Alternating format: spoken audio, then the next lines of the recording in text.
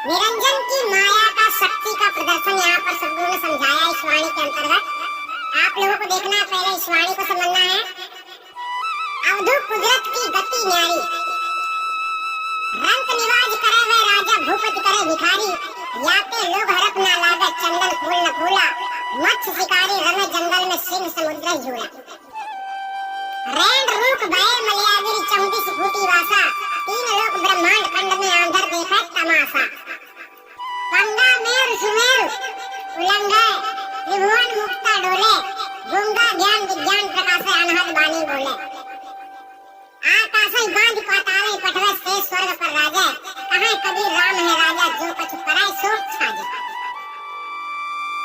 गहराई से ध्यान देना, सद्गुरु कहते हैं, हे अवधू त्यागी योगी महात्माओं, ब्रह्मांडी सिद्धात्मा ईश्वर निरंजन की कुदरती माया शक्ति की गति रचना बड़ी ही विचित्र निराली है, क्योंकि वह अनहोनी और असंभव को भी संभव बना देती है।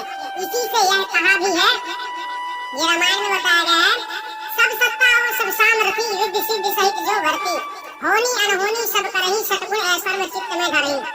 सोई सिद्ध आत्मा भाई सोई जगत में इस कहाई, विशेष ज्ञान युक्त आत्म जोई वेद ईश कही गावत सोई। यह उस ईश्वर आत्मा के लक्षण हैं, अतः वह अपनी कृपा से रंग गरीब दरिद्र को राजा कर सकता है और राजा को भिखारी कर सकता है। और भी उस ईश्वर निरंजन की माइक रचना देखिए कि लवंग के वृक्ष में फूल तो लगते हैं परंतु फल नहीं लगते हैं, और चंदन के वृक्ष में फूल नहीं फूलते हैं, अर्थात उसमें ना फूल और ना फल ही लगते हैं।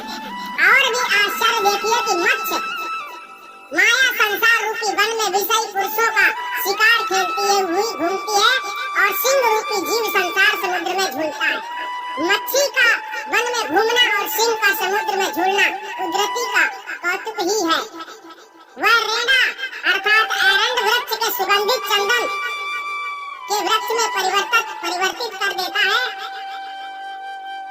इसी प्रकार साधारण साधक पुरुष योगादि साधनों से सिद्ध होकर मलयागिरी रूप हो जाते हैं, और चारों दिशाओं में उनकी युवस रूपी सुगंध व्याप्त होती है, और आत्मज्ञान विहीन अंधे अज्ञानी योगी लोग ब्रह्मांड में तीन लोक रूप खंड का तमाशा अर्थात अनेक प्रकार का कौतुक देखते हैं।